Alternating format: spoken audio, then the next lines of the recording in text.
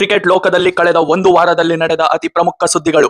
Pakistan cricket ಮಂಡಳಿ ಮೇಲೆ ಗಂಭೀರ ಆರೋಪ. ಬಾಬರ್ ಅಜಾಮ್ ಮತ್ತು ಫಖರ್ ಜಮಾನ್ ಗಾಯಗೊಂಡಿದ್ದರೂ ವಿಶ್ವಕಪ್ನಲ್ಲಿ ಆಡಿಸಿದ್ದಾರೆ ಎಂಬ ವರದಿ ಹೊರಬಂದಿದೆ.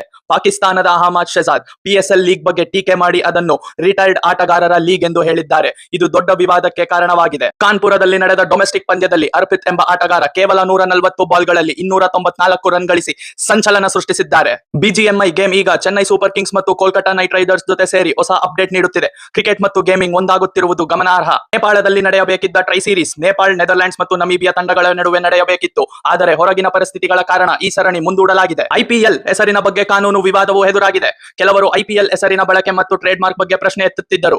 ಈ ಪ್ರಕರಣ ಕೇರಳ ಹೈಕೋರ್ಟ್ಗೆ ಹೋಗಿದ್ದು ಅಂತಿಮವಾಗಿ ನ್ಯಾಯಾಲಯವು BCCI ಪರವಾಗಿ ತೀರ್ಪು ನೀಡಿದೆ. IPL ಕಡೆಗೆ ಬರುವುದಾದರೆ IPL 2026 ಮಾರ್ಚ್ 28ರಿಂದ ಆರಂಭವಾಗಲಿದೆ. ವಿಶ್ವ ಕ್ರಿಕೆಟ್ ವರದಿ ಪ್ರಕಾರ IPL ಇನ್ನು ದಿ 100 ಮತ್ತು SA T20 ಲೀಗ್ ಗಳಿಗಿಂತ ಪ್ಲೇಯರ್ ವೆಲ್ಫೇರ್ ವಿಷಯದಲ್ಲಿ ಹಿಂದುಳಿದಿದೆ. Injury updates. ಹರ್ಷಿತ್ ರಾಣಾ ಮಣಿಕಟ್ಟು ಗಾಯದಿಂದ ಸಂಪೂರ್ಣ ಟೂರ್ನಮೆಂಟ್ ನಿಂದ ಹೊರಬಿದ್ದಿದ್ದಾರೆ. ನೇಥನ್ ಎಲಿಸ್ ಕೂಡ ಗಾಯದಿಂದ ಹೊರಬಿದ್ದಿದ್ದಾರೆ.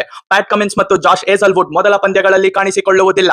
ಆಡಮ್ ಮಿಲ್ನೆ ಕೂಡ ಲಭ್ಯರಿಲ್ಲ. ಕೋಲ್ಕತಾ ನೈಟ್ ರೈಡರ್ಸ್ ತಂಡ ಬ್ಲೆಸಿಂಗ್ ಮುಜರ್ಬಾನಿ ಅವರನ್ನು ಸೇರಿಸಿಕೊಂಡಿದೆ. ಇಶಾನ್ ಕಿಶನ್ SRH ತಂಡದ ನಾಯಕತ್ವವನ್ನು ವಹಿಸುತ್ತಿದ್ದಾರೆ. ಸಂಜು ಸ್ಯಾಮ್ಸನ್ ಈಗ ಚೆನ್ನೈ ಸೂಪರ್ ಕಿಂಗ್ಸ್ ಸೇರಿರುವ ಕಾರಣ ರಿಯಾನ್ ಪರಾಗ್ ರಾಜಸ್ಥಾನ್ ತಂಡದ ನಾಯಕ.